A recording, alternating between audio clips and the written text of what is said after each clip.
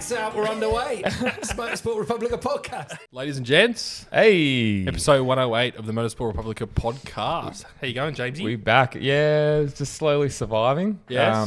Big day for you. Big day for all of us. Bloody early wake up for the COTA Grand Prix. 4 hours sleep. Yeah, you got me hours on that sleep. one. Got me on that one. Went down to Moorabbin at 5 a.m. Met up with the boys in Mark's factory. Yeah. So What's Mark that? came to with us on the Thailand trip, and he owns a factory down in Moorabbin, and the boys all go there for MotoGP nights, huh? Or mornings. Mornings and nights, bacon, eggs this morning, some coffees. It was good. It was It's a a way good to setup. do it, man. It's a way to do it. Man, amazing. And it's Good community as well. The bike people. Yeah. Oh, half. Half of it. I think they're half and the half. old school. So no, it was good to watch it, and we must have watched it pretty much on live, I reckon. I reckon you're about 5 to 10 minutes off. Yeah. Because I said, "Are you watching this?" When I saw Marquez running off the grid, and you're like, "Don't tell me anything." Yeah. And then just all hell broke We're loose. still didn't it? watching the pre-race stuff, because I didn't realize that how Digia cracked it at Morbidelli. You see that? Tell me more. I didn't see this. It was in all the pre-race stuff. Digia, like Morbidelli pushed out Digia in the sprint race, and he lost like 4 positions, and then after the race, they were like trying to shake hands. Didn't want none of it, and I finally shook his hand and just ran straight into the pits like with a face of thunder, threw his helmet, and went straight out. Luckily, he made up for it, and obviously got a podium in the main race. But they're both going really well. The VR 46 boys, yeah, really, really well. It's just typical Morbidelli, just punting someone off. Yeah, He's notorious for it now. he is. He's got that sort of. I mean, with Quartararo in He's done it was a few it? times. Yeah, in where was it? Indonesia? Last year? Indonesia, you're right. Yeah, that last section. But yeah, I mean, it was just. We'll get into it obviously, but just a wild sprint race. Like, Bro, sprint race. sprint race was one of the race of the season for me. It was incredible, and I said to you on Sunday morning, I was like, we've got to like make a video of like it's better with the Titanic music because how Marquez high-sided that bike, recovered it, then passes both Alex and Pecco into the next corner. Like, he's just a magician, this guy. The onboard footage is incredible because you see him light it up, it spits him out of the seat, and he's off the gas for like half a second, and then he's just right back on it. And then I just don't understand how he caught straight back up, and then made that pass. I think they both Alex and Pecco both ran each other wide, and he just cut in on the inside. I just don't understand him. He's and look, we posted a clip today, as you said, and he's a magician. And yeah, he made that 3 foot probably in the wrong spot on that curb in the race, which we'll get in a sec. We're getting excited, but just want to thank everyone, obviously with YouTube, like and subscribe. We've been building that, so it's been a really exciting thing for us as well. Guys, jump on Neiman.clothing for the website. Check out their stuff. They've been a big support from us, for a new support for in the last couple of weeks. So get around them. 100%. Same with Moto Heaven. As always. They're amazing. The guys down there do an amazing job. motoheaven.com.au. Yes, and Patreon. We're going to have a new Patreon coming out during this week, so get involved with that. We're going to film that after this. So that's going to be it's going to be a recap of this month's racing. We're going to do it end of every month. Yeah, very excited. All right, cool. Sprint race results. Let's get into that. So Marc Marquez, Alex Marquez, that became 5 in a row, I suppose, wasn't it? So Bagnaia hanging on to 3rd place, Digia 4th, Morbidelli 5th, Quartararo 6th, Acosta 7th, Marini 8th, Aigura 9th, Bezzecchi 10th. Boom. Bez, fraud watch. He is. And then it all flipped for the main race. So Marquez leading probably was there about 10 laps remaining, I would say? Yeah, around about that. And just took too much curb into that flowing first section, and low side, and just took the foot peg with him. I got sent a photo today by Bandana. He actually has a graze all down his arm and all sorts of stuff. So Bagnaia takes the W. Alex Marquez, Canet style, 2nd. Digia 3rd. Morbidelli 4th. Jack Miller, top 5. Yeah, awesome. Bezzecchi 6th. Harsh, James. Fraud watch. Bastianini 7th.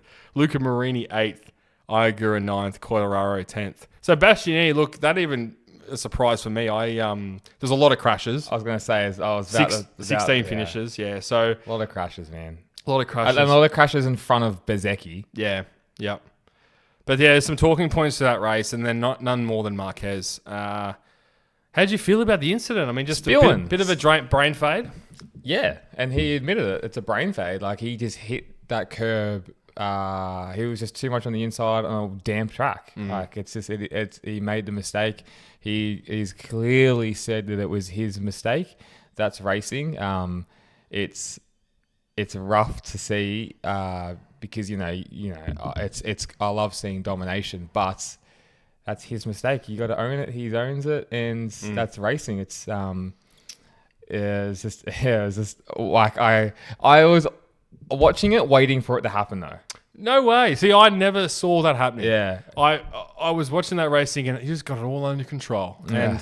And those conditions were tricky, and obviously offline they still had some damn conditions, but it was a crazy race in two halves. That start was just incredible. Him sprint, because I remember seeing they had the background music, and I'm like, he's not on his bike. Why is he standing off his bike? And then just sprints off. And he was planned it the whole time. Well, in the last, I suppose, 10 minutes. Because he could change his tyres before the 6 minute mark, and he chose not to do it. But then it just dried out completely after that. So. And then everyone followed him. Bagnaia followed him. I think Acosta ran in, Miller. Alex Marquez. Yeah. And then, so what do you think of that? So Marini was pissed on the grid because he was essentially on pole. Yeah. And he had the slick tyres on. And he had slicks on. Yeah. So they took the gamble. Yeah. Same with someone, and then they had one of the Pramac boys. I think it was only. I don't think Miller was off the grid, was he? I thought he stayed on the grid. Maybe it was Fernandez. And then Vinales for some reason comes off the grid, then comes back on the grid with his wet bike. I was like, what the hell's going on? And then he didn't have a bike. Yeah, I was like, what is going on? He's going to feature later on about that. But a piece from Danby and then followed by a quote from Marquez: "The most talented are also the most intelligent." And that's what makes them great. Yeah. So he knew this was happening. So he knew he needed 10 riders to follow him because that was a regulation. If they all came off at once, he also needed 3 bikes had chosen the wet tyres. So they in this scenario, he knew it was going to be red flag, delayed start. So Marquez says, within 7 minutes of remaining, I told the team there's no time to change the tyres. They said no. So I said, okay, with 2 minutes remaining, I'll leave the grid. Everyone will follow me, and it'll be a delayed start. That's what's going to happen. I was very clear about the regulations.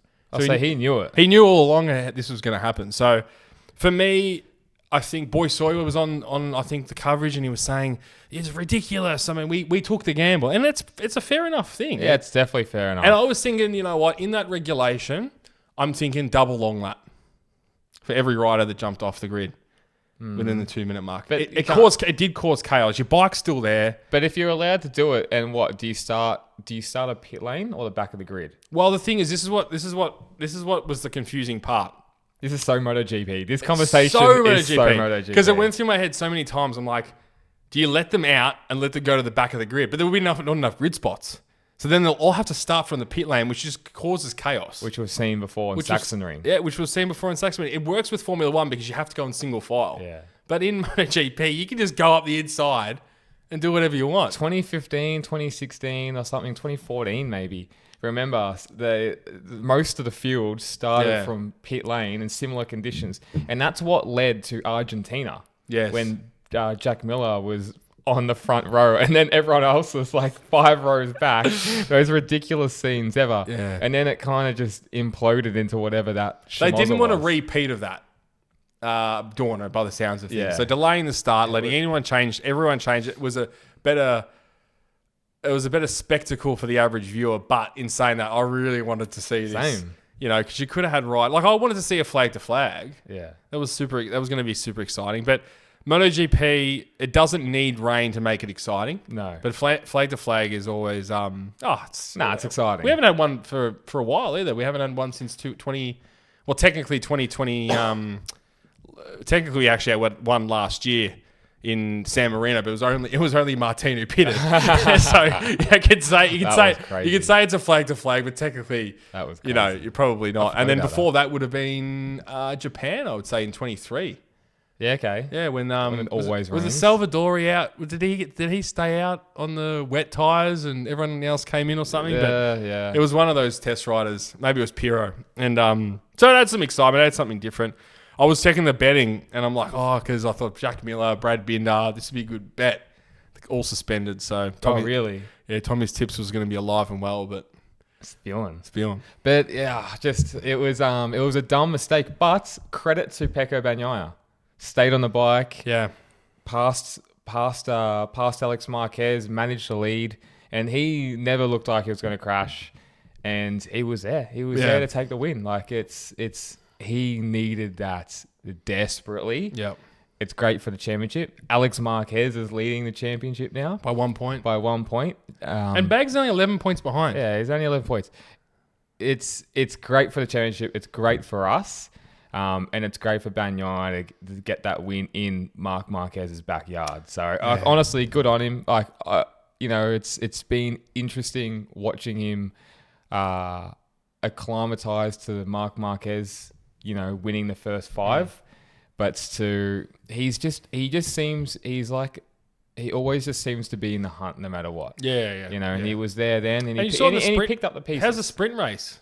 Yeah. Starting 6th, puts on the inside that first and leads the first corner. Like nobody else, maybe like a Brad Binder does that like every now and then, but Bagnaia would never go back from the start. He never goes always backwards. goes forward. Yeah. I know he had some issues late last year with starting because he kept losing the rear end and stuff, but he's always so good off the start. Amazing. It's such a big thing nowadays. Like, how big is it? How important is it to start well? It's from 6th on that inside to then go up the side, up in the inside of Marc Marquez, and Alex Marquez was wild in that sprint race. So he's obviously found his mojo back a little bit.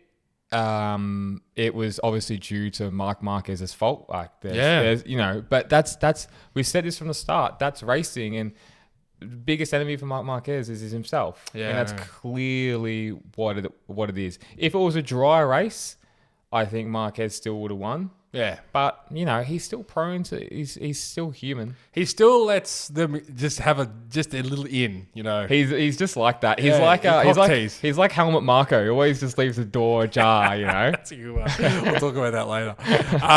But yeah, it's he always just he's just that's good. It's exciting and great. And look, and I think if we were sitting here and we called it last week, we said, look, he's going to win by a country mile. It didn't end up happening. We signed off our last episode saying congratulations to Marc Marquez. I was laughing about that on my way home today. Yeah, we got a few messages this morning about that, so it was hilarious. But yeah, all honesty, it is a good thing for the championship. And I was talking to Danby today. He goes, Marquez still dominate and whatever. It's not going to change a thing. But it's good for viewership and people get more excited because if the person who's not watching it every weekend will go, there's a championship fight. It makes it more interesting for everyone. 100%. And it's good to see, I'm a Bagnaia fan. I really am. And it's I'm a Marquez fan as well, but it's great to see him win and have a tight championship. Yeah. And I still feel sorry for Alex Marquez. The dude's leading the title, and we're still only talking about Marc Marquez or Pecco Bagnaia. True. He's his worst result's 3rd. And you know what? I was listening to the coverage. He's a Moto3 world champion, Moto2 world champion. He's got the talent. Where do you see when do you ever see this though, where a rider or even a driver, probably more to a rider, comes in, just say I can't remember when his first years were, maybe 2017, something like that, 2018. I could be butchering. He's been there for a while. Has done nothing, and then in like his 6th season or 5th season, whatever it is, when does that ever happen? It doesn't happen. So Tommy, anyway, I've been looking at getting a new helmet. Okay, right you are. A replica helmet. Okay. So I'm looking at either like a Marc Marquez Shoei Rossi AGV or controversially like a Nakagami Arai. What do you think? Well, I think Nakagami Arai might not be a bad idea because they'd have to build them strong. Repeat hits throughout the whole weekend. That's right. Where would you find something like that? Mate, motoheaven.com.au. They have all the helmet brands that you want. They've got all the racing suits, jackets, big brands, HJC, Shoei, Dainese, Alps. Mate, they have everything. How good's that? That is so good. And I heard like there's free delivery over $150 as well. Free delivery over $150. Super fast dispatch, which is amazing all around the country. They do an excellent job. You just check out their Google reviews. It's like all 5 stars. It's pretty amazing. They do a great job. Give the people the website. motoheaven.com.au. Check them out. They are the best in the business for all your motorcycle needs. And they've got a parts finder. You can get all the parts you want. Brake discs, chains, sprockets, spark plugs. I know that's all gobbledygook to you, Tom, but that is they are the best in the business. Head down to motoheaven.com.au and they will look after you. It doesn't happen. And we say this a lot. If you haven't got it in the first 2 or 3 seasons, you're never going to have it. Yeah, for sure. He's shown signs, sprint wins, podium, that sort of thing, but not consistently up there, podium, every single race for the first 3 rounds. He was on a Honda. I don't think I really saw any signs, maybe 1 or 2, but really nothing on the Honda. And obviously we now know the Honda's a dog. It was built for, Marc Marquez, which is fine. But it was only when he went to Cressini Ducati, we're like, oh, whoa, is this the Alex Marquez we should be expecting? And then he starts obviously getting podiums and sprint podiums or whatever. But he was still a yo-yo. But now, and that was the thing with Alex Marquez, he could come 3rd or he could be 14th. You just wouldn't know what you would get. And now, like he goes to COTA and has had a terrible track record here and then bangs out a 2nd and a 3rd. Yeah. And he's leading the championship. And beating Bagnaia. Because I thought coming into the season, you got 6 Ducatis, probably right off a couple of them, Aldeguer and, maybe we're rating Morbidelli this year, but maybe Aldeguer. I wrote off Morbidelli. Yeah, but for me, like if the Ducati is that good, and we know it is that good, he should be finishing 5th and 4th. But if he's consistently beating Bagnaia, that's the big difference. That's the big difference. And there was a massive gap between the 23 and 24, where the 24 to 25 or the 24.9, whatever you want to call it, is a much smaller gap. Yeah, much smaller gap. But Bagnaia, 2-time world champion, should be consistently smashing him. Let's be honest. Yeah. Should be. Should be. But he's not. Yeah, and I think that's down to the bike, and But we'll see. I don't know. I don't know, because I just don't understand how you can just have this massive amount of improvement in an off-season. There's lots of talking points through the whole field. And, you look at that race, you have Aldeguer up there crashes. He had a great race. Great race. Like, the late race pace was amazing. He was 1/10 off the fastest lap on 15-lap old tyres. So he was doing awesome. He's aggressive. Zarco crashed in the top 5. I mean, the KTM had a shocker on paper, but actually looked slightly better in race pace. Only because it was mixed conditions, but... True, but, I'm harsh on KTM. Of course, we all are. And, the comments on MotoGP... My God. What do you mean? KTM just getting crucified. Keep taking money is what it stands for. Oh, KTM. Yeah. That's been around for a long time. Oh, dude. It was, crazy. Because I was looking at the comments of Vinales running off with his hands going, where's my bike? Where's my bike? And good impersonation. He doesn't matter what we do. We can't, He's not going to see He's not going to see it. So for me, I think it was a better signs. Honda up there, Miller finishing 5th. I mean, there was so many different results through the whole race. Yeah, and even in the sprint race to a certain extent. I mean, for sure. Yeah, for sure. The first 3 in the main race, I'm talking, was just take Marquez out of it. Yeah, it was okay, that's a 4. It was boring. Let's be honest. But that mid-pack battle. You didn't know what was happening. People were going down. Morbidelli was up there. And a lot of passing. A lot of passing. That's what we didn't get in the first 2 Grand Prix. It was stagnant. Really stagnant in all 4 races. So I was really encouraging and exciting about that. Do you think MotoGP is in a healthier spot than what it was 3 years ago? Oh, yeah. That's a good question. It's a great question. For me, 2 or 3 years ago... I'm saying 2 years ago or 3 years ago, you had Bagnaia really with not a lot of competition. You probably had young competition. Yeah, but he was the outstanding favourite. Now we got. I think as much as these Rossi fans and Bagnaia fans, Marquez is good for the sport. Man, we're getting crucified on our... I know. It's hilarious. Look, everyone. No, they don't see it. I was actually going to blinded. I was going to wear my Rossi tee today, but I thought I got to keep it on factory because we're going to have our photo shoot later, so I had to look on fact.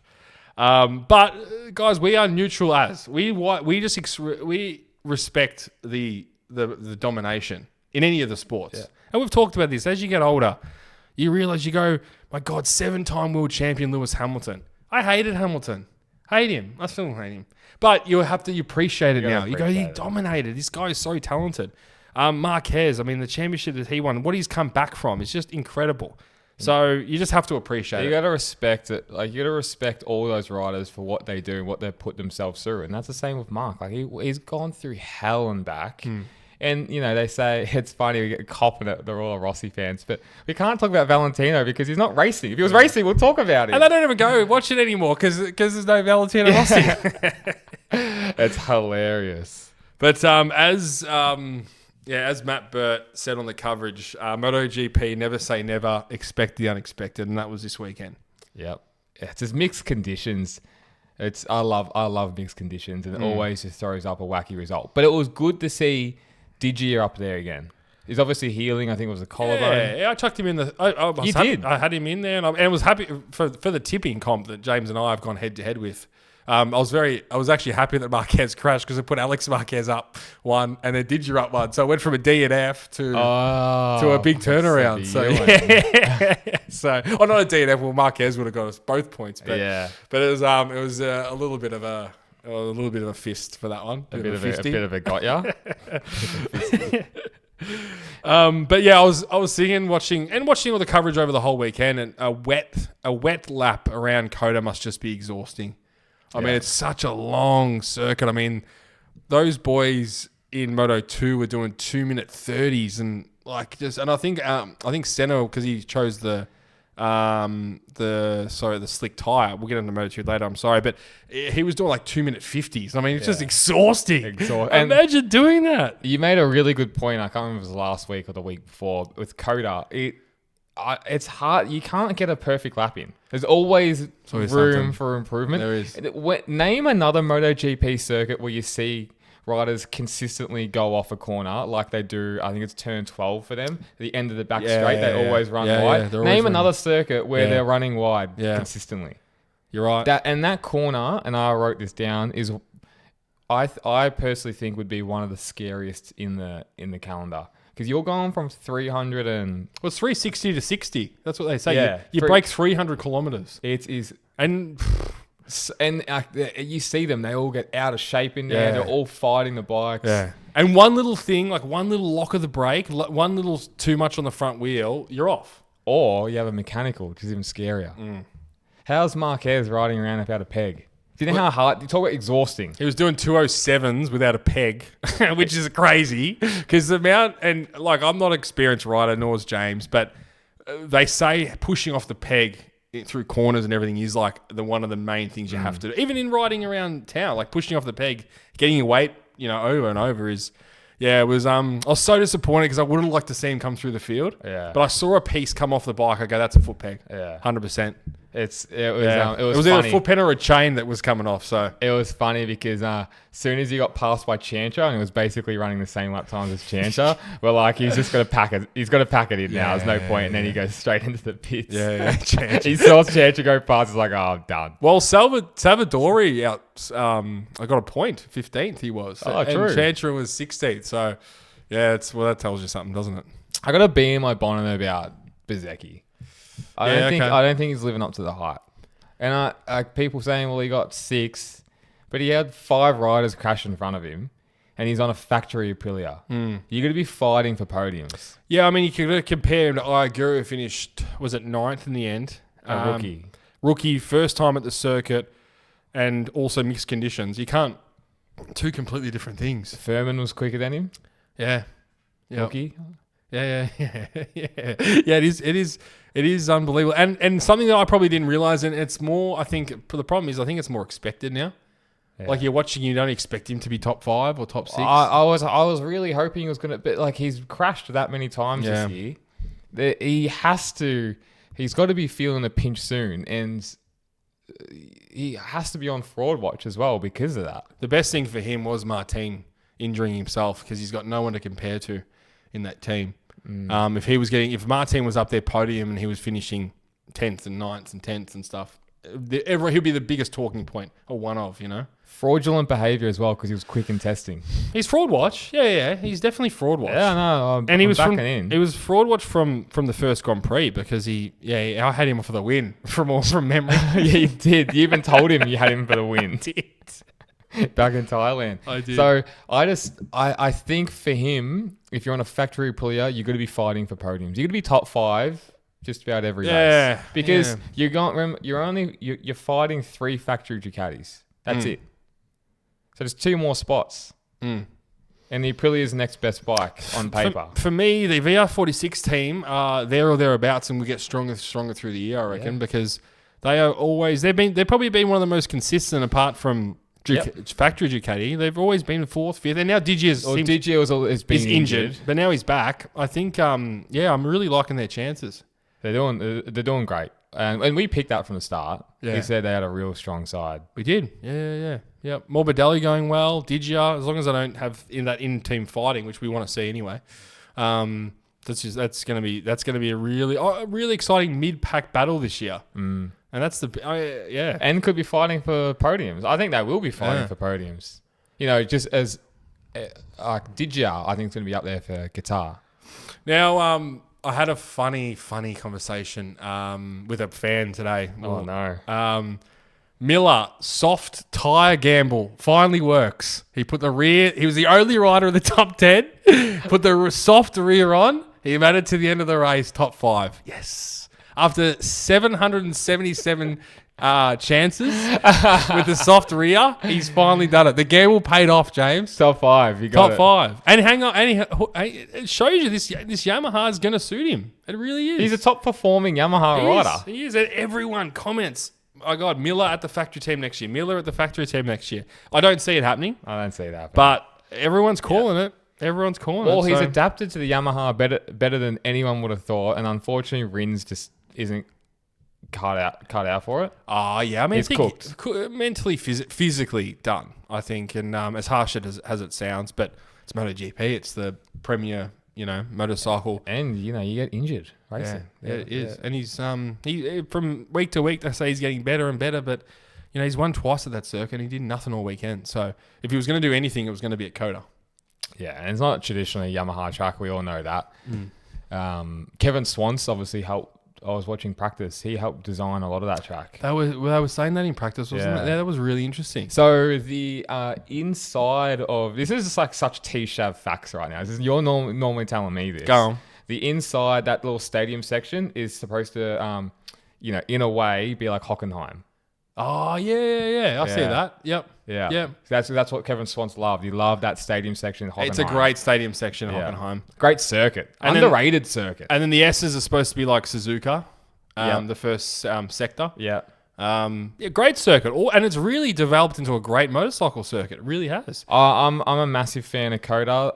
I definitely think it should stay. I was disappointed, and I'm sorry to the American listeners and viewers, the crowd sucked. I know it was shit weather. I get it. I don't think it matters. I think it was really disappointing, wasn't it? Sucks. Because you go to you CF1 there, and they're like 35 rows back on that hill, and it's hard. You can't compare it to that. I get it, but it's like at least fill up some grandstands. Yeah, the main straight grandstands.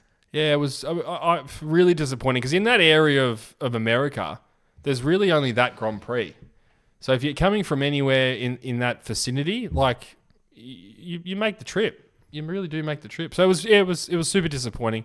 But hopefully Liberty Media taking over. Obviously, a lot of people think that's a negative thing, but you've seen what's happened in other sports. I mean, you're getting a marketing team to market this sport. It's the best racing in the world. It just needs to be brought out to more people. Do you think the ship sailed on all those shows though? Bro, I know what you're saying, but Because there's so much of that out there. I know, now. but they just like they sell out. The last 3 years, they've sold out the F1 in Australia quicker than the year before. Everywhere, every race is sold out. F1's the one because it was the catalyst. It was the first sport to do it. Yeah, there are a lot of sports. Like golf one, I really enjoy. Full Swing on Netflix. But you like golf. Yes. Does that bring new people into golf though? 'Cause Possibly. that's what F1 did. Not the little teeny bopper F1 fans though. Yeah. Not the little teeny bopper, but like it's F1, I think, is just its own thing. And Yeah. I actually think you just need a big American rider. You need another Nicky Hayden. yeah. So you reckon if there was an American rider in that field, in the MotoGP It field, needs to be. you reckon the crowd would be significantly better? Yeah, it's like Australia's the exact same. Yeah. We're the exact same. When Casey Stoner was there, we had 40,000 more people at Phillip Island over the weekend. Yeah. We had 120,000 instead of 80. Yeah, it's significantly different. Yeah. Do you know what the crowd figure was for the weekend? No. But I just eyeballed it as I do with everything, shoot Yeah. from the hip. And it was... Well, one of the grandstands wasn't was great. like half built. It was. Yeah, I noticed that. They must take half of it down, like What- for the year, and then put it back up for F1 or something along the lines of that. Yeah. But the NASCAR, they have NASCAR there, and they have a massive crowd. So I mean, that makes sense. it makes sense. I hope that gets better over the. I mean, MotoGP, it's such a spectacle, and we just hope that it gets better for them over the next few years in the States. It needs to be more popular. So, Yeah, it's such a massive market. what about Laguna Seca? Did that have a big crowd? Yeah, it always had a big crowd, but the difference was COTA is such a massive venue, so it's very spread out. So it actually could be the same amount of people, Yeah. but Laguna Seca was so jam-packed in. It didn't have Yeah. massive grandstands. You know, there wasn't... The viewpoints there, I don't think, were that great. You know, there's people standing on the side of the hill for the corkscrew, which would be amazing. Yeah, I actually don't think for viewing it's that great unless they built more grandstands. To be honest with you, some of the viewing spots at COTA looked mint. Like there was Great. a spot. I'm not sure where it was. Maybe there's the S's and there's that quick left hander, and there's a hill on the right hand side. There would have Yeah. been 10 people on that hill, and you just get like a picnic blanket. You sit there all day. Esky You'd have full of a beers. fucking ball. Like you'd have such a good time. For sure. And And you could see a lot of the circuit. Oh from there. yeah, you could You're see up them high. coming up, down, then that quick left hand. I love that corner after the S's, love it. And Yeah. there's and who crashed in there was Moto2, and the bike just went sailing into the fence like that. They go like you could tell. I reckon if there was a few bikes that hit the air fence, and I find if you're going to an F1 circuit, that happens more often because they're not expecting cars to go in there, but bikes go in there. I just got a bit of a theory about that. Interesting. Bit of a T-show. But I saw there was probably 3 or 4 bikes over the weekend that went to the air fence. So like similar to Saxon Ring, it's sort of close into some spots, but such a big facility. Yeah, I mean, I just hope to see big crowds. I think you just need some American riders in there in MotoGP. Well, I don't think we've got any hope, to be honest. Well, all I know is because Kevin Swanson was talking about this, and I've known this before. Wayne Rainey's got his little Moto America Junior Cup Series, and I think there's like 15, 16 entries in there to then feed them over to Europe, and that's what they need. They need to. They need to go. You got to cut your teeth in Europe. It's the same as Australia. It's the same principle, Yeah. but America's got $1 trillion more than us that they could spend if they really wanted to. Their motorcycle market's huge compared to us. Mr. Juan Mir nearly got away with it, but Your boy? two low sides in the sprint in the main race in the Go top on. 10. Fuck. That's so unfortunate. And Harry, Harry from Conda, he's done it again. He's in the top 10 this time. This isn't for fun anymore. This is serious, you know. Like and it's all in that corner of that intersection where that Hockenheim you're talking about, that left-hander, trail braking while turning. Just, caught a lot of them out over the weekend, but... The difference is there's a light at the end of the tunnel now. there is, yeah. There is. Like, There is. when Wami was crashing last year, he was crashing for fun. Yes. And He had enough. He just wanted to go home. he wanted to He's go low home, side. go back in a trailer and Yeah. knock one out. Glock 5000. Yeah. But now you can tell the bike's obviously more rideable, and he's probably pushing it more and more and more. Yeah. And it's just it's gonna come with the territory. But it's nowhere near as bad as what it was, and it's fine. I'll take that. Obviously, he's gonna be pissed off about it. Zarco went down. It was mixed conditions, but even maybe going into a more flowy track, hard braking for that Honda obviously seems to be its kryptonite. Yes, yeah, good call. I think Trail braking. Yeah. But they've got some sort of package together. They've got something. Everyone's got They're better than Yamaha and KTM. Everyone's got some light at the end of the tunnel. So Not KTM. KTM's nah, they're all right. they're not all right. Okay, mate, what's going on for Costa? Is he going? I think he's already gone. But bro, you know what? He's riding terribly as well. He's overriding that bike something bad. He in the sprint was trying stupid lines. He was overcompensating the bike. He needs to settle down. He just needs to settle down and get a good result. Like yes, I understand how frustrated he is. I understand the future's uncertain and all that kind of stuff. But he was just riding like an immature, Moto3 rider. And I get the argument, he wants out, but, you just got to put the results in. He's crashed in all 3 races now. But I think the bike, it's not giving him anything. I know, but Marquez was doing the same. I know, but you just got to put in a better result. But okay, do you go for 6th place, 5th place and crash, or do you take 13th? Yeah, but he's not. He's starting.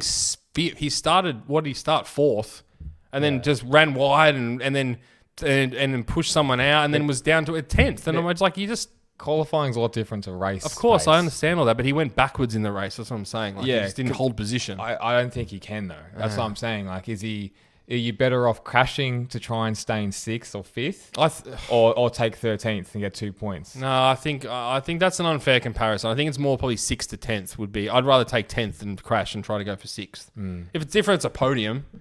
But just finish the race, man. Finish it. You need more and more. You're learning all the time. You're only new to this. You need to finish. He hasn't finished any of the races. I still think his talent is unbelievable, and I'm not in that camp at all because it's like the Liam Lawson thing. He hasn't lost his mojo in 6 months. It's not the case. We all know that's not the case.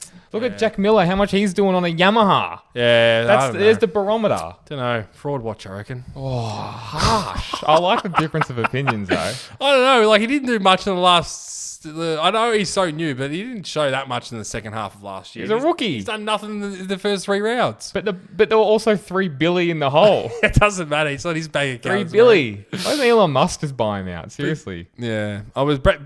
Binder hasn't shown much either. No, but that's what I'm saying. The barometer is jacked. But Bastianini finished 7th. So if he just stayed on the bike, he would have got a top 5 probably, or 6th. True. So there's your 6th place, just to stay on the bike. So obviously no one thought there was going to be this many crashes, 5 or 6 crashes. In mixed conditions.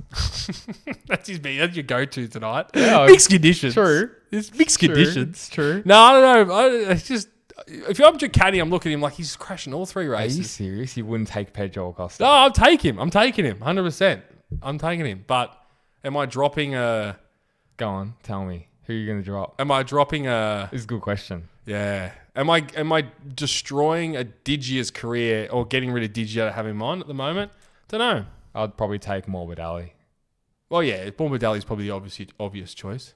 But Morbidelli might surprise you and come out and win a race in the next few rounds. I think it would be harsh on any of those riders on Ducati. I think they all deserve to be on a Ducati Amazing. after all their performances. Aldeguer's with 180 on Aldeguer from one performance and he crashed. It's crazy. But you got to give him time. That's fair. You can't do a Liam Lawson. No.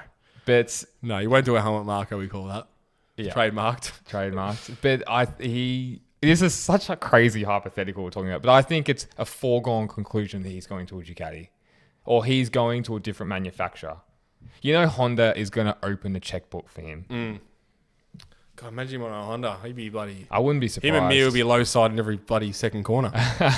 Well, Zarco wants to go on the factory seat. Is that what he's come out and said? Really? Yeah. He deserves it.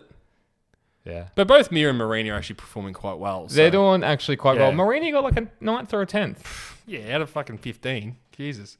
So you just contradicted yourself so hard just then. All right. You got anything else on Moto2? Moto3, my boy? MotoGP. You're right. Yeah, I do. I definitely do. Our L of the week, a new segment. Oh, L of the week. Our loser of the week has to be Maverick Vinales. Yeah. So tell me what happened, because I'm clear, but I'm not clear on what happened on fraud situation. So everything went down. Marquez went running back to the pits. He stayed on his bike. No, okay. I'll explain. And I have rusty thoughts about what happened as well. So he's gone. Sorry, I'm going to cut you off real quickly. Yeah. At the end of all this, he somehow ended up on the grid without a bike. So he runs with Marquez. He runs off. Hot-headed. He runs off, and then they pull the bike off. Okay, this is what happens. They pull the bike off with the wet tires, so they're pulling the bike off. He runs back on the grid. Probably they haven't got KTM probably haven't got the bike ready. They probably don't stick tires on the bike. He runs back on. Fuck, where's my bike? He's like this. And then they wheel the bike back out onto the grid, and then it gets red flagged. Then the quick start procedure happens. He comes up, does the thing, does a lap. Bike just stalls, and then they got to pull. He forgot to hold the clutch in. So the bike got pulled off the grid twice before he started it.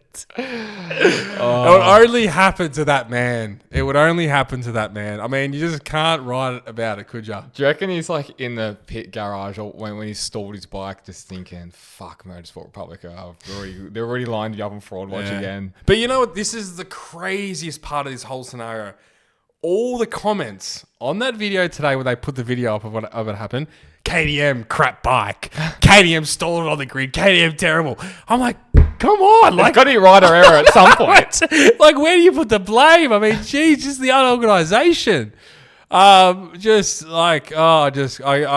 laughable. I couldn't believe it. And I don't know what happened I don't know if, I mean, you'd surely think that the second bike would be set up, but maybe it wasn't. Maybe they had... Bro, it's mixed conditions. It was a drying track. So I don't know why they're wheeling the bike back on the grid. Like, that's probably the worst thing you do. The race was about to start. Well, I think maybe Maverick wasn't clear on what was happening. He just took off. Like, you got to have some type of communication with your team. Yeah. Yeah, I don't know what, and I don't know if they thought, oh, we're going to get a penalty, so let's put the bike back on. But like, that's just going to cause more problems. But yeah, that whole scenario was just so like Dorna. Yeah. And realistically, not Dorna. Is it Dorna? Is it? Sorry. Oh my God, Fran. Yeah, it's not Dorna. FIM. Sorry, FIM. Fran's gonna kill us. Fran Frankerchamp. She's gonna kill us. No, FIM. Yeah. FIM. Sorry, I even make the rules. Not Dorna. Nah, Dorna are cool. Dorna just have to abide by the rules. FIM create the rules. So apologies for that. We got bloody scolded by Fran at in the media center in regards to that, which is awesome because she listens. So that's the main thing. So yeah, but yeah, Maverick Vinales, 1 of 1. Like, no one else is like that guy, is he? Nah. So that's L of the week. Yeah. Might get a new name for that segment. I reckon I don't like that one, but that's all right. Maybe we call it the Vinales of the week. And our performance of the week will wait for Moto3. Yeah, because it will go hand in hand. Yes, but that's all I got. Beautiful. All right, let me bring up some Moto2 results. Get it going, dog.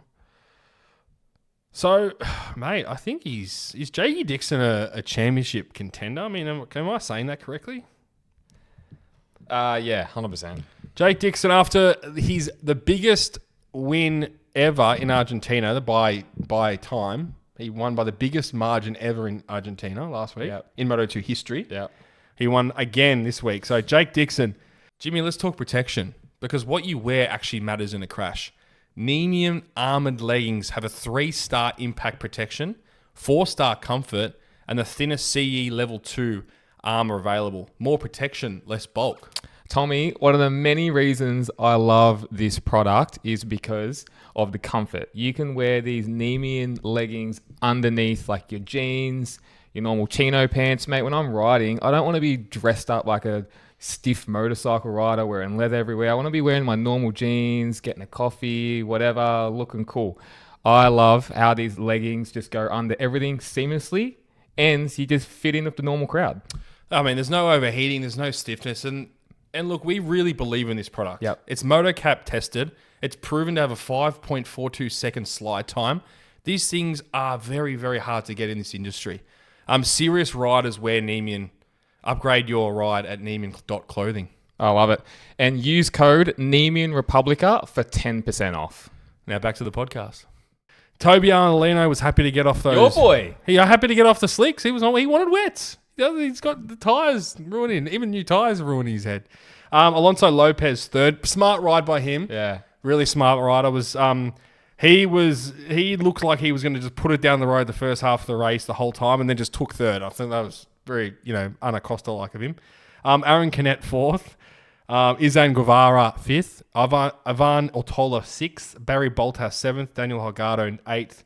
Mario Argi ninth. Yeah, Thai Indonesian rider. Yeah, Idemitsu. First top 10. Awesome. That's awesome. And Colin Vire 10th. We love Thai. Colin Vire, great, awesome, great. True. 10th place. Yeah, in the wet. I mean, those guys wouldn't have had much time, much running in the wet. And then David Alonso, special mention, starting 6th on the grid, end up on 14th. Yeah. So he had a shocking first lap, lost 10 spots, and then sort of held his position from there. And then hard work for Manu and Senna and a couple of other riders chose. I don't know why they do this. These teams both do the same strategy. It's just stupid. I don't understand it. Why both put one on slicks and one on wets? I just don't understand that. It happens time and time again. You just ruin your whole weekend.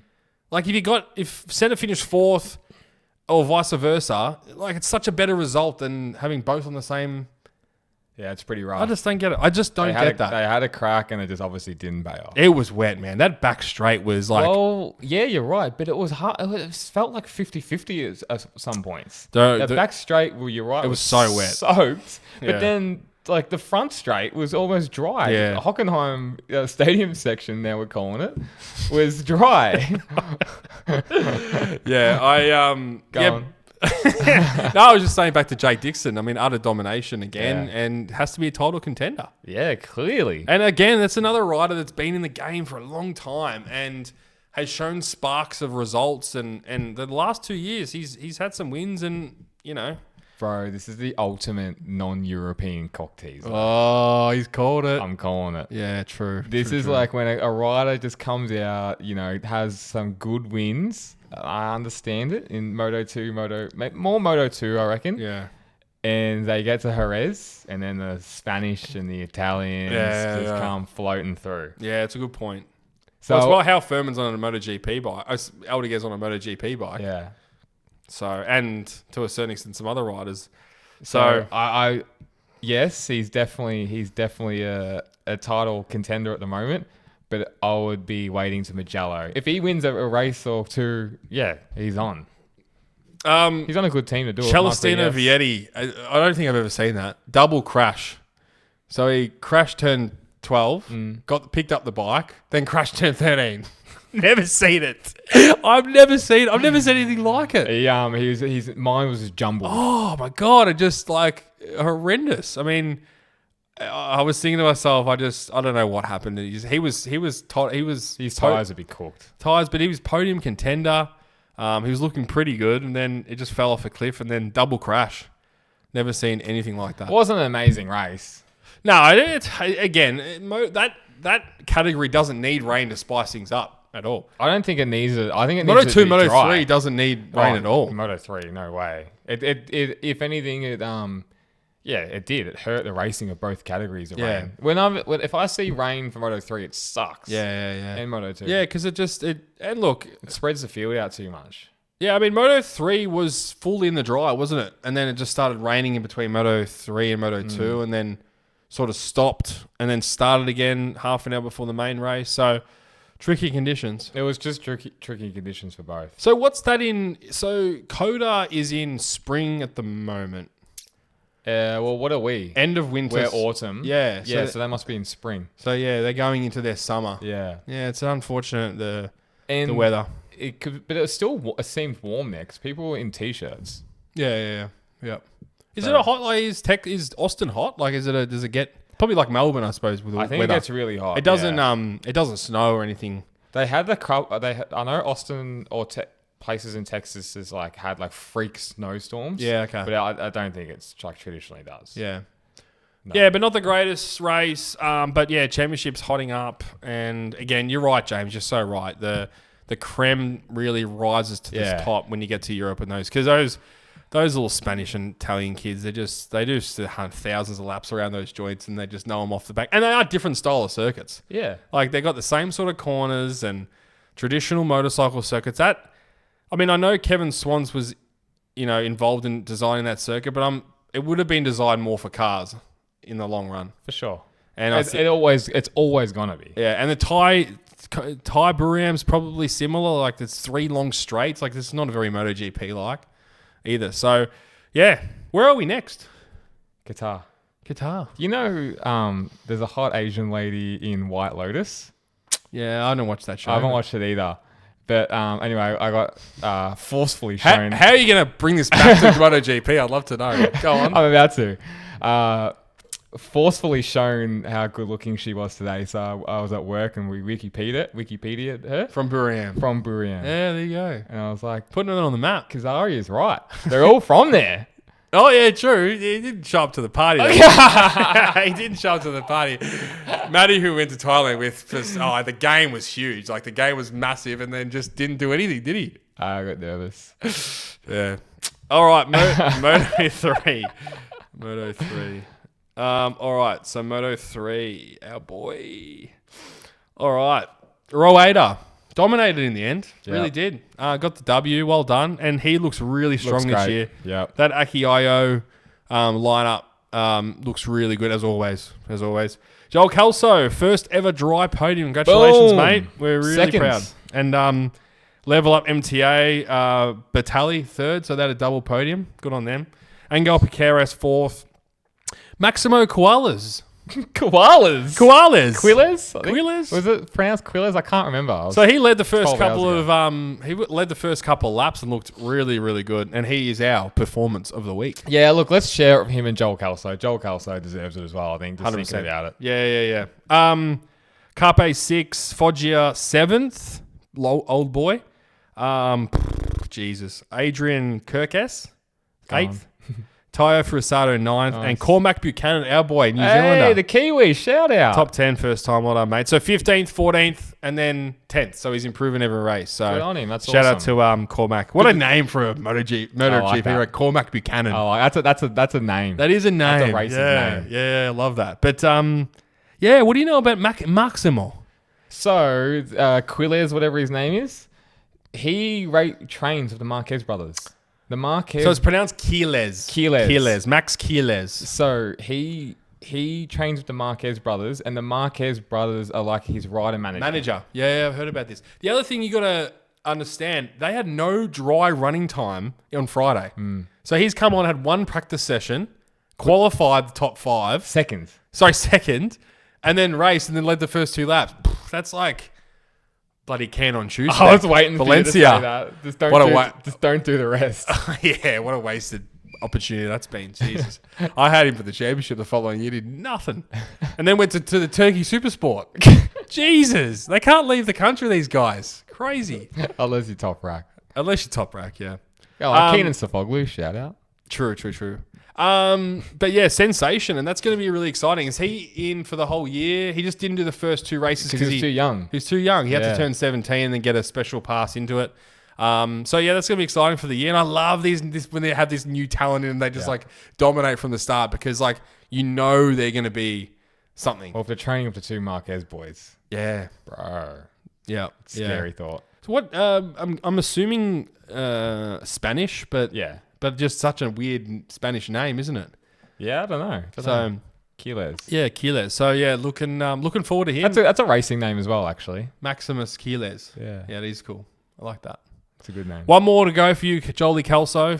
This year, I'm feeling it. Yeah. Just is there or thereabouts, and he got a comfortable second. Smart ride. Didn't have to take too many risks. And it just helps for him when he's just not in a pack and just getting past on the straights. And he actually did a double pass at the end of the back straight to get into second, and I thought that was super cool because he just I don't know what it is, but he just struggles in a straight line. So maybe this new KTM is going to suit him better. But from all reports, it's a pretty good bike. I'm happy. I'm happy for him. It's awesome. Yeah. And he suits the cowboy hat.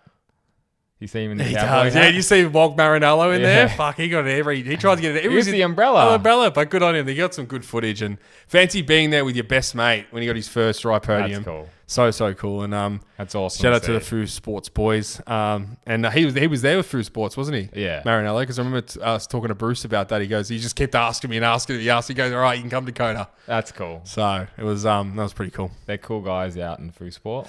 Yeah, they are. Jump on board, boys. Come on. Yeah. Let's get it going. Buy their boots. Yeah. All right. Well, I've got a couple questions for you. Two questions. I got one for you. Beautiful. Beautiful. Yeah. I'll start. Go for it.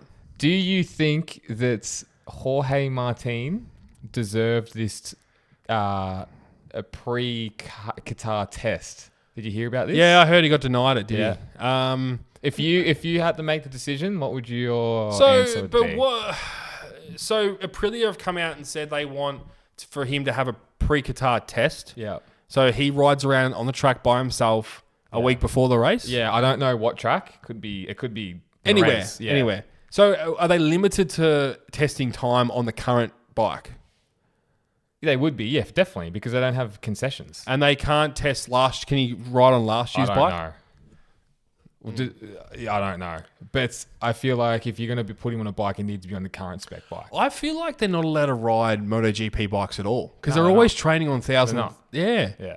They're not. It's very regulated. Yeah. But going back to the question. No, he shouldn't be allowed. It's his fault to get injured, and it's not. There can't be special regulations for him just because he's injured. No, that's fair enough. Yeah, I agree. Yeah, Definitely. he just shouldn't have.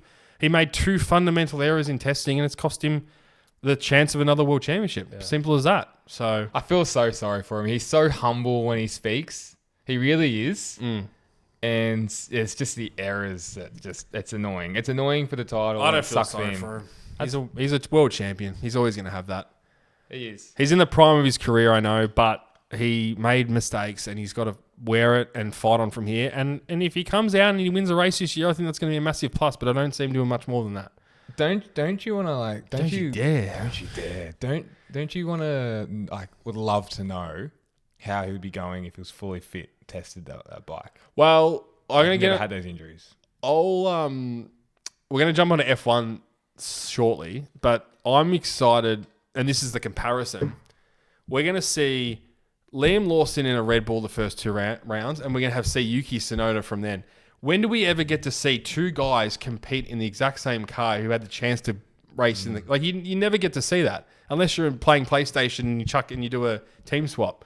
So you'll never get to see it, and you never can have anything that's comparison. He's always going to be on the back foot all year as well.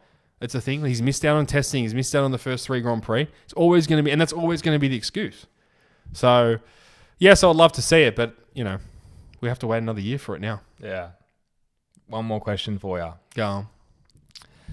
Do you think the days... There's a lot of top rack talk going on MotoGP. Do you think the days of World Superbike riders to MotoGP are gone?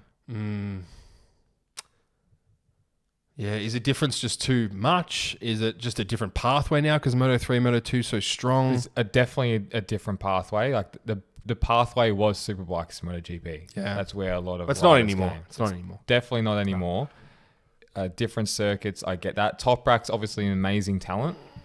But they didn't... Johnny Ray got 5th on Repsol Honda when he raced as a wild card. Yeah. And they still didn't put him on. And they were only going to give him non-factory rides. So do you think that that pathway is non-existent now? I don't think it's non-existent. I think that the rider who has the talent isn't going to go through the Superbike pathway. If he's got the young talent, he's going to go straight to Moto3, and then he's locked into that pathway to Moto2, MotoGP. You win 3 world titles in a row in World Superbikes. Yeah. I don't think you're getting a factory deal from anyone in MotoGP. What about, I can't never pronounce his name, but Nicholas Bulliger. He's going really well, Yeah. obviously. Was in the Grand Prix. Was in the Grand Prix, I think he won Magello on a Moto3 or Moto2, but didn't live up to the hype. Didn't live up to the hype. Is he ever coming back? No. It's yeah. You look at our boy who went from Super Sport to Moto2 this year.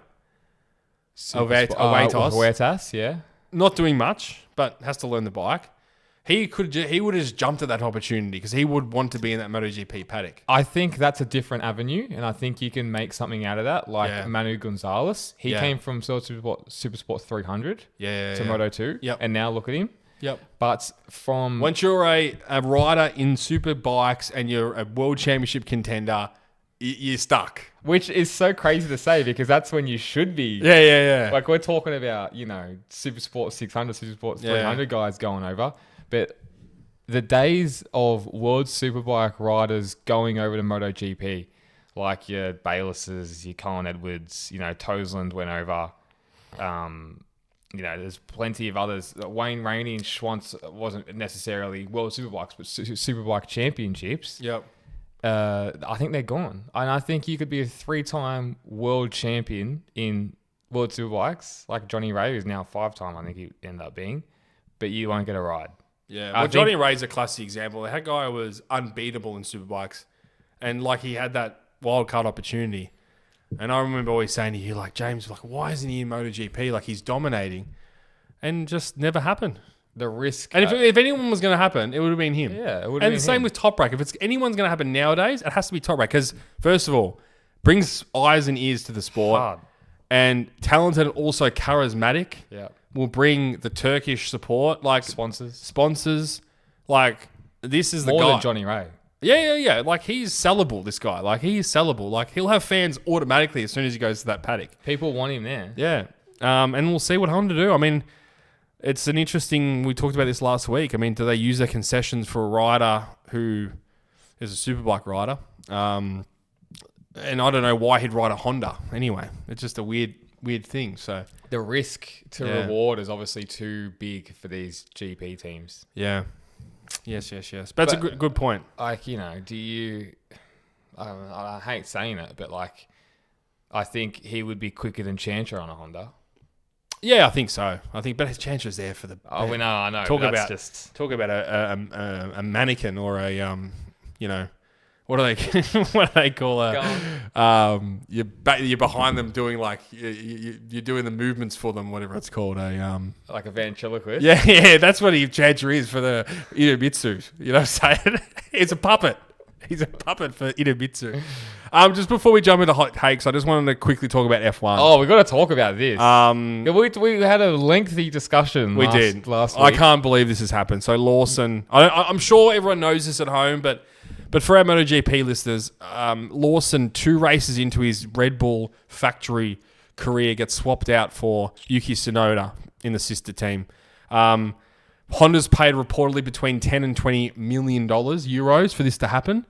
And Yuki is going to that factory Red Bull seat and for his home Grand Prix in Suzuka. So talk about pressure and talk about, and it's going to be an interesting race.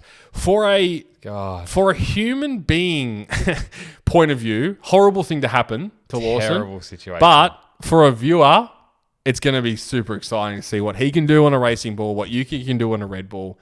So as a viewer, I sort of am excited. And that's why I touched on this earlier. I'm saying to you that you never get to see this comparison of the two guys that were competing for that seat, for one of them to get it, and then for 2 races later, the other one to get a chance. You don't get to see this in Formula One. What do you think's going to happen? Oh, I think that we'll see Lawson stronger than Yuki, and then it might flip sort of halfway through the season. That's what I think. Hear this. He's doing James Shaw. Hear this. Liam Lawson's 13 race career has just been unbelievable. What he's been through in his 13 race career, a lot of people wouldn't have been through in a whole career, 300 races. Yeah. So he's filled in for Racing Bull. He's been chucked in there. He qualified. He had to go straight in there after Ricciardo broke his hand. Then he thought he was going to get the drive at Red Bull, didn't get it. Then he goes back to the Racing Bull, does a few races, then comes back and then nearly got the drive again at Red Bull, then came back to Racing Bull and then got the factory seat. 2 races later, kicked out. All this has happened in his raced 13 races. He's never raced in Australia. Wet race. Qualified terribly, raced terribly, but hard to pass. Never raced in China. Sprint weekend. Only had an hour of practice and a car that he doesn't know too well. And he's kicked out. It's unbelievable. It's the dumbest situation ever, handled terribly. Terribly PR disaster for Red Bull. Yeah. Disaster. And that's already pushing shit up a hill with them. Yeah, and the thing is for them, like, yes, it's going to be all Honda, Yuki, how good is this going to be for Suzuka? But if he doesn't perform, it's just going to look shocking. That's a hot seat. We might see Daniel Ricciardo in that seat by the end of the season. He's the only one that can drive a fucking second Red Bull by the sounds of it. It's just so poorly done. And as you said, as a human, I feel so sorry for the guy. Yeah, I mean, he's seen, like, imagine, like, his family and his friends, and he's like, oh, God, I'm here, guys. It's bullshit, though. I'm a factory Red Bull driver, and how good's this? And gets 2 chances and then kicked. I mean, I don't like that. I don't like how they can just do that after 2 races. I get it after a season. I get it. Yeah. But 2 races, it's wrong. It really is. I remember not giving anyone a chance. I remember when Gasly got kicked off half a season, everyone was up in arms about it. This is 2 races, man. He's never racing the race. I know it's the premium seat in Formula One, but goodness gracious, it's as a human, being, I just feel so sorry for Lawson. But the racer in me is excited to see the prospect of them switching and seeing, what happens if they go into turn 1 together? What's going to happen? So it's wrong, man. It really is. It's it's like Alex Rins going into his first year of going to Suzuki or something and then getting kicked out after 2 rounds. Yeah. Becoming 14th. Kick him out now, but kick him out now. He's done. He's had a career now. But it's just wrong. Yeah, it is. It is. You just don't see it with any other team. No, you don't. This is the problem. It is. And they've ruined that many careers over the years, and other careers have blossomed. They've gone to different teams, like, your Carlos Sainz's, your Alex Albon's. But yeah, they're just all roads lead to Max Verstappen, and rightly so. He's one of the best ever. But as we said last week, in 5 years' time, they could be midfield. And there's a lot of hot takes about that. Mid-pack warriors without Max Verstappen. They're probably all right, So yeah, it's wrong. Interesting. All right, world famous hot takes, James Shaw. Hey, I think we had a world record amount this week. There was a lot. There was so many. There was a lot. Goodness, my phone was going off. Yep, I'm with you. Alrighty, thank you for everyone writing in. We really appreciate it. We As love always. it. We always love it. We love it. Keep them coming, guys. It's crazy. Like, people take the time out of the day to Good do on this. Good on them. And we do appreciate it, and it's a lot of fun reading them. That's Cameron Rowe 84. If Honda keeps improving, would Acosta take some big money to move to HRC? There you go. We talked about this. I think he would. And I think he should go to a Ducati. Yeah. Like, and look, now 2 races in or 3 races in, seeing the development of the Honda and 3 of them in the top 10. I mean, Chandra's never going to be in the top 10. So majority of the riders in the top 10. It's exciting times. Chandra was behind Savadori, a test rider. Yeah. Mannequin, I told you. And the Hondas were all fighting for top 10s. The other 3 were all in the top 10, and Chandra's. And it's a wasted seat, bro. It's a wasted seat. He's doing worse than what I thought he would be. And I don't know, these Japanese have so much pull around these things because it's happening now with Red Bull, with Honda. Like, now we've got another brand, we've got another sponsor paying millions of dollars to have the Japanese. The Japanese, they're ruthless. You've got to keep them on a tight hook, man. Otherwise, they get wayward. Yeah, well, we saw that in history, didn't we? Yeah, they get wayward. You got to keep the anime in front of them. That's how they calm them down. Curtis just propped up. Picked up a bit. Yeah, look at him. Look at the smile. Look at the Hey, Curdy. Oh, I keep forgetting to ask this question. Have you used our present? No. Oh, come on, man. I got sent. Tell us the real answer. We actually got sent some anime MotoGP stuff for Curtis on our chat. No. So shout out. Did someone put that in? Yeah, they did. So shout out to them. Thanks for that. Anime style. This doesn't have tentacles. It was like AI generated. This is a fairy. Oh, goodness. We embarrassed him. Sorry, Curdy. Go on. At Lukey Kappa, KTM is the MotoGP equivalent of Toyota in F1. Oh, goodness. I like this. And wasn't Toyota on the verge and then the GFC hit? Yeah, but correct me if I'm wrong. No, but I mean, Toyota have never owed that much millions of dollars to debt collectors and everything. Like they're the biggest auto brand in the world. Let's go performance. Take everything out. Performance. Yeah, it's hard to compare. Oh, were they really that close to getting there? Like, were they really that close? Well, okay, take out the 3 Billy. Yeah. They had the riders. Oh, they had the riders. Yeah. But again, James, they've had this bike developed. But was Toyota that close?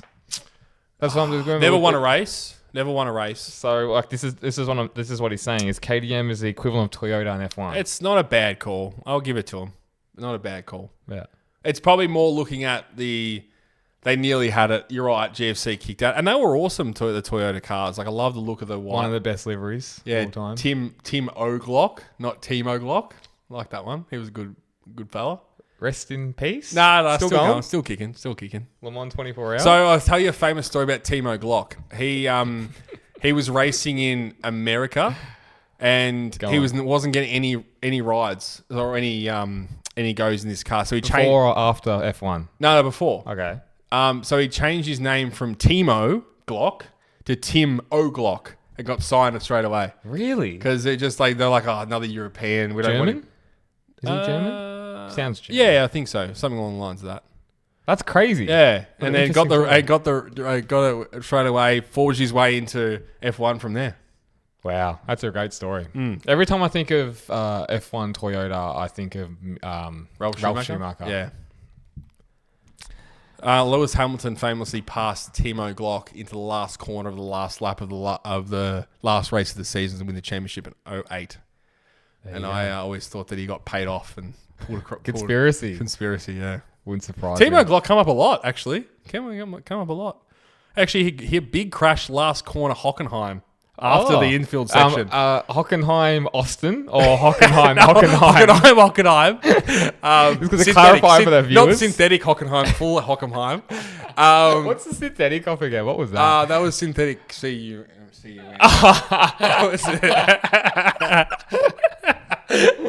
Yeah, that was the... Yeah, gotcha. Yeah. That cannot be repeated. Yeah, so big crash, rear... People are like, what, listening? Like, why the fuck are they talking about this? Last corner, hit rear shock failure, span massive crash into the pit straight, concrete wall. That's scary. Go on. Next, Lukey Kappa, it's a great hot take though. Go on. At Jack_Harney, $100 says Liam Lawson beats Yuki in Japan. Yeah, I see it. Tommy's I think tips. if he gets a solid rain forecast as well. Bro, Japan. Yeah. When does it not rain there? They love it. So if rain forecast, let's see. I mean, I remember seeing Kobayashi back in the day in a BMW Sauber putting into third place at his home Grand Prix. That was cool. Let's see. We'll see if something happens like that. Wait and see. I love it. At Aaron NWJN, would you rather see pure dominance from Marc or a really close battle between them? Of course. I mean, I think deep down, you would like to see utter dominance and he'd win every single race. No, not deep down. I will happily admit that. But I would only want to see it for a season. Yeah. But I would love to see it. I think for the podcast, I think it's probably better if we have a nice close championship because everyone will stay interested. So I'll go with that answer. Yeah. Which the real answer means you'd want to see dominance, knowing you. I love to agree with you, but they would both be wrong. That's Ivan Viken _99. I must be a cheeseburger fan. What do you think is next? Big? No, 99. Is he big? What a coin in.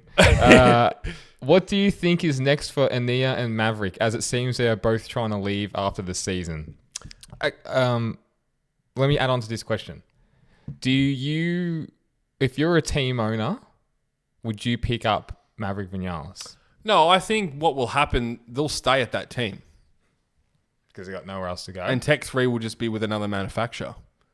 If KTM loses a point. So if they go to Yamaha, they go to Ducati, they go to Aprilia, whatever it is, they're two solid riders, I'm going to say. Yeah. Two solid riders, and they've probably got contracts, multi-year contracts. So I think they have to probably look at staying at that team. I don't think any team manufacturer is going to pick them up. So I'm sure Vinales must come with sponsorship money.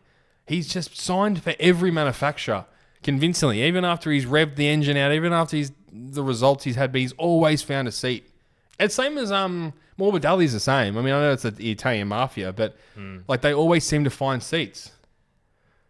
Yes. There's been no real murmurs about KTM though in their future. No, it's sort of. I believe they're which is no news is good news. Sticking around. Yeah, that's what I think. To be honest, I think Bastianini's got a lot more potential, but I don't know where. They've got nowhere to go at the moment. Everyone's flying their colours. They need with Bastianini. It needs to be a 5-lap race, and they're all on 20-lap-year-old tires, and he starts from pole. Then he'll do really well. Yeah, you've never bought into the hype. I mean, I know the late race pace is great, but you need the complete package to be a world champion. He's not the complete package. He was a podium contender every race, last year. Oh, not every race. He won 85% of the races. Yeah, 85% of the races. Yeah, he's nowhere near a podium contender now. That's the difference. Yeah. Well, that's how good the Ducati is, though. It makes everyone look good. Yeah. Yep. Good point. Difficult names. Bin Majid 68. Ooh, one off. How good do you think Jorge Martin will be when he comes back? I don't think that good. I think he's missed out on too much running. I think he'll be struggling for top fives. Yeah, me too. I think everyone's like on the bike. They've had 6 races, all testing. They've had so much running. I think, every track we go to is a mystery, obviously, when we get there. And you see that there's been some different results midfield. But, yeah, I don't see him going amazingly well, no. I see him, it's probably more the second half of the year. Yep. No, I definitely agree. Concur? I definitely agree. I actually can't even see him winning a race this year, if I'm going to be honest. I don't know what that would be. No, I think he'll win one. I got him for 1. What do you got him at? 10 to 1, are you saying? No, what track? Which track? I don't know. If he's going to win one, I Phillip knew you were going to say that. At D Silver 87S, Grayson, Ohio. Is he from Ohio? Yeah, we ask this question every time. Yeah. Drayson's OG, man. He is OG. We love our American. There's no other person named Drayson anywhere in the world apart from Ohio. Yeah, it's true. Yeah, there's like 8,000 Draysons just in Ohio. Laguna Seca over COTA. COTA has all the facilities, but none of the vibes. Laguna Seca has all the vibes, but none of the facilities. I would be interested to see if Drayson... I think he was there. At, he COTA. was. Yeah. Okay, well, that's fair. That's a great take then. Because for me, it looked still vibey. I still think it would be a very cool Grand Prix to go to. Yeah, Media Centre looked good. No bento boxes there, but what are they going to go? Brisket. It'd be brisket. Oh, Pizza Hut. Yeah. Hot dogs. Like Kobayashi. Oh, goodness. The seats would be like twice as wide for all the fat media Americans. Oh, there would be. That's sick. We'll have to go next year. We've got to go. That's a bucket list one. And everyone said to us when we went to the Thailand vlog, everyone's like, you got to come to COTA. We had 5 messages. You got to come to COTA. Like, that's where we got to go. More than 5, I reckon. Yeah, my phone was flooded. At Mexican 17. Do you reckon he's Mexican? Hope so. Liam isn't the problem. It's the Red Bull car. It's built around Max's driving style. $50 now. Liam beats Yuki. We're taking his tips. I think it's been all over the media, hasn't it? And so it's the Red Bull car over Liam? Liam? It's just a very sensitive, twitchy front end car, and they just can't develop it. And Alex Albon went on a podcast and spoke about it. He goes, it's like when you're playing a video game like Call of Duty and you put the sensitivity up to 12. That's what it's like. And all the good players have a higher sensitivity, but it's too hard to learn it when it's such a unique driving style of Max's. Let's add on to this. Jim's Mowing Queensland. Oh, he's back. He's back, baby. He was off us for a bit. Yeah. Max is in a similar position that Marc was in at Honda, outperforming the machinery. Yeah. Yeah. Well, it's true. It's true. That Red Bull car is probably, I'm going to say top 5 cars. It's probably the 5th fastest car. I'm going to say the Racing Bulls is probably a quicker car. Yeah. Well, you're going to find out this weekend. Cream rises this weekend. Home ground advantage from Yuki, though. Yeah, but Liam Lawson has done that many laps around Suzuka. Doesn't matter. Super Formula. I'm telling you. I know he won't have the home ground advantage, but the Japanese, they're very supportive. There won't be any booing going on. Oh God, no! The Japanese love supporting like a random driver. Fernando or rider. Alonso. Yeah. They're like fanatical. Fanatical about like a Tony Arbolino. Yeah. It's crazy. It is. It's funny. And they're like, they don't get like the Japanese pride. Like they like, dressing up an Italian flag or an Aussie flag. There's always that guy in the full Ducati kit. Yeah. They got the hats. They like the hats. I like the No, Japanese they're great fans. though. They are really good fans. Just, I'm going to Japan in bloody 4 weeks. I should have changed the bloody trip. It would have been awesome to be at the F1s, but yeah, you messed up there. I got cheap flights, so that's probably why. That's what got you. Always does. And let's add on to this again. Our boy and something special coming up with Special Ed 11. Yes. What's tougher, being Marc Marquez's teammate or Verstappen's teammate? Yeah, they're probably on par, aren't they? I think Verstappen, because Marc Marquez's teammates. Yes, it sucked, but they kept their rides. Where, how many? He had what's his name? Gasly halfway through the season. Yeah, and Lawson 2 races in. The only thing that I'm going to say about that is I think Marquez, his charisma and all the things that goes with him has just brought that team around him. And they absolutely, they seem to be celebrating big with him. They seem to be having such a good time with him. Then you sort of see Bagnaia in the background where Max is a team person, but for me, I think he'd probably leave it an evening, wouldn't really care too much about saying goodbye, that sort of thing. Well, I think really Mark really puts himself into the team, but I don't know how that makes a difference for your team, mate, but just interesting. So what would you rather be? What's tougher, sorry? Probably Max is tougher. Yeah. Max is just ruthless. Yeah. But it's not his fault. No, but it's a killer mentality. They both got it. Yeah. It's a killer mentality. It's like that footage of Perez when he's stuck in exiting pit lane in Brazil. Oh, yeah. And Max just goes screaming past in the grass. We shared that, didn't we? Yeah.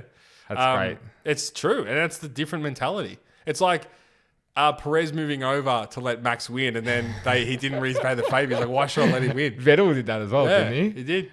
But you were pissed off then. Oh, I remember that. That German. Switching. But that's just the difference. Mate, that's all our... one last one, actually. Special one. At A. Cooper 1986, new Christian Horner sex scandal comes out just to take the pressure off him for the Lawson Tsunoda swap. Yeah, that's a good one. That's a really good one. That sort of fizzled out quickly, didn't it? Yeah, he paid the media off. God, there's something to do with that, but... Helmut Marko, I think, said some racist comments about someone that same week. So doing the team a favour. Yeah. He's like, I'll do it. Yeah. He's like, what do you mean I need a reason to do it? Guys, Suzuka, 2 p.m. Sunday, so friendly time slot. Not so friendly for us, to be honest with you. We prefer the 10 p.m s, but we'll be back here next Monday night. And guys, we're going to film our Patreon next, so jump over to Patreon and subscribe to that if you want to see some more content. Yes, that will be coming out probably Wednesday, Thursday. Beautiful. Thanks, Jimmy boy. Thanks, man.